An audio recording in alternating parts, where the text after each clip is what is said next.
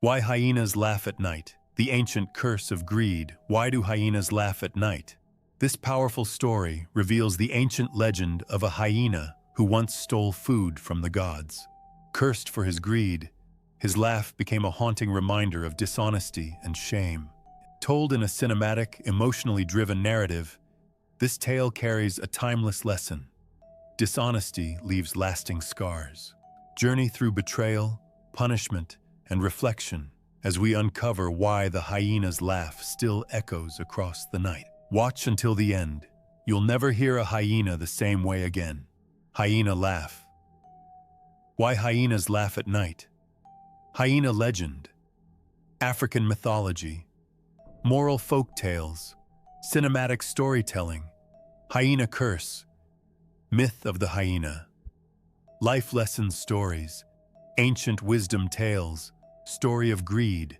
Storytelling channel. Emotional storytelling. Hyena myth explained.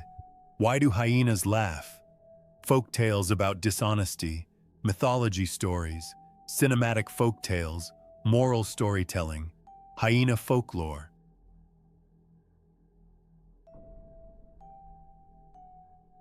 It began with hunger. A figure crouched in the shadows of the mountain, his spotted coat trembling under the weight of fear and greed. His eyes darted across the sacred valley where the gods feasted, their table glimmering with roasted meats and baskets of fruits that seemed to glow beneath the moonlight. The hyena's jaws quivered. His belly had not known fullness for many days, and yet it was not hunger alone that pulled him forward. It was desire. The burning, gnawing ache for more than what he deserved. Just one bite, he whispered to himself, though no one could hear. Just one bite and no one will ever know. But the gods saw everything. The night air grew still as he crept closer, the scent of roasted lamb filling his nose, its juices dripping onto the earth like molten gold. His paws pressed into the dirt, leaving marks that would not be forgotten. He tore the meat from the table with a growl of satisfaction, his teeth ripping into what was not his. And as he swallowed, as his body trembled with stolen pleasure, the heavens stirred. Above him, a voice thundered, not in words but in silence, heavy and suffocating. Every star seemed to dim, every breeze seemed to halt, as if the world itself held its breath. The hyena froze. His ears flattened against his head. He felt the gaze of eternity upon him, the weight of 1,000 unspoken judgments. But instead of punishing him with fire or stone, the gods chose something far worse. From that night forward, every time his greed rose, every time he remembered that theft, a sound would burst from his throat, shrill, broken, and endless. A laugh, not of joy, but of shame, not of triumph, but of guilt. And so it began. The laugh of the hyena, echoing across the night, a haunting reminder of his own betrayal. Generations later, people of the plains still speak of that night. They gather around fires, children leaning into their elders' knees, as the story is told once more. But none know it as deeply as the old hunter who sat alone on the edge of the savannah, listening to that eerie laugh pierce the darkness. He had seen much in his life. Wars between tribes, storms that swallowed whole villages, seasons where the earth gave nothing but dust. Yet nothing unsettled him like the sound of the hyena's laughter, for in that hollow cry he heard his own memories, the mistakes, the greed, the choices he wished he could take back. He remembered the day he turned away from a starving neighbor, keeping grain hidden in his hut while another's child wasted away. He remembered the friend he betrayed with silence when truth could have saved him. And though no curse had been placed on him, he felt the same laughter rise inside his chest whenever guilt clawed at him. The gods had chosen the hyena as their warning, but the curse was meant for all who listened. Before the curse, the hyena was not born a thief. He was born into scarcity, his first breaths filled with dust, his first meals scavenged from what others abandoned. While the lion roared with power and the leopard hunted with grace, the hyena learned to survive in shadows, feeding on bones picked clean, scraps left behind. But survival hardened into envy. He watched as others feasted while he licked marrow from the dirt. He watched as the gods themselves set their table with abundance, while he starved in the outskirts. And envy, once it takes root, grows sharper than hunger. He would pace the borders of the gods' valley, the scent of roasted meats burning his mind. He imagined himself at their table, imagined his belly filled, imagined himself equal to them. He did not want just survival. He wanted what was forbidden. When opportunity came, he did not hesitate. He believed his hunger excused his theft. He believed the gods would not notice. He believed dishonesty could be hidden, but dishonesty leaves scars deeper than wounds. The curse did not come in fire, but in humiliation. The first time the laugh erupted, he was among his kin. They had gathered around a kill, their muzzles red with meat, and suddenly, from his own throat, a sound erupted, loud, broken, uncontrollable. His brothers turned to him, confused. His sisters tilted their heads.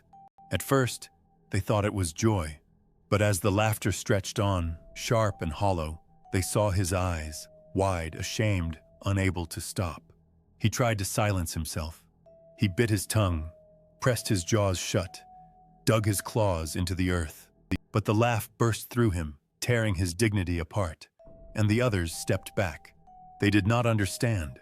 They only knew that in his laugh lived something unnatural, a secret, a curse. From that night, he became an outcast, not for his hunger, but for his dishonesty. For the gods had marked him, and his shame could no longer be hidden. What is most cruel about shame is not the punishment itself, but the silence of those who witness it. The hyena's kin did not confront him.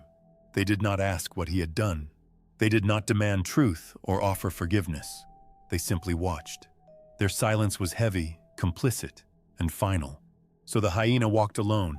His laugh followed him into every shadow, every clearing, every night. Even when he hunted honestly, even when his belly was filled with food he had earned, the laugh would rise, echoing his one unforgivable act. It was not the gods who kept him bound. It was memory. Seasons passed, and still the laugh haunted him. At night, when the moon climbed high, it would break from him against his will. The plains would fall silent, and every creature would shiver. For the sound carried not joy, but madness. The hyena grew bitter. He began to embrace the laugh, mocking others, frightening them with the sound. If he could not escape his shame, he would weaponize it. If he could not be respected, he would be feared. But fear is a hollow throne. The more he laughed, the more his kin turned away. Mothers warned their young, "Stay close when you hear the laugh." Hunters whispered, "Do not follow that sound. It belongs to the cursed." The laugh that had once been his punishment became his prison. What no one saw was that beneath every laugh he wept. His heart carried the weight of his theft, the memory of that glowing feast he could never return to. He had stolen once, but he paid every night for eternity. And that was the gods' true punishment. They did not strike him down, for death ends suffering.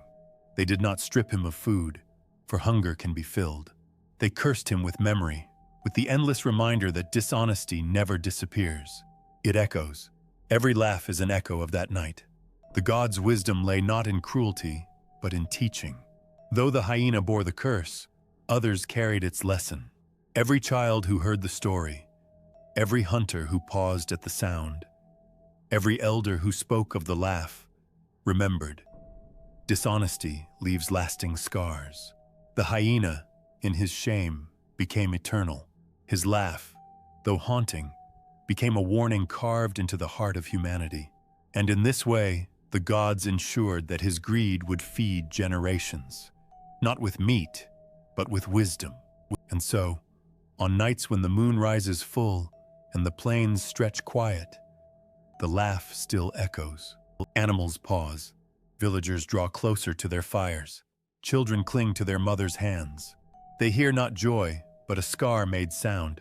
They hear the curse of dishonesty, carried through centuries, and somewhere, hidden in the tall grass, the hyena lowers his head, his body shaking. The laugh bursts forth once more, sharp and hollow, the wound that never heals. No matter how much he hides, no matter how far he runs, the truth remains. His laugh is his confession. The hyena's laugh is not comedy. It is memory. It is guilt dressed in sound. It is the voice of every dishonest act that cannot be undone. And so the elders say, when you hear the hyena laugh at night, remember, he once stole from the gods. He was cursed to laugh at his own greed.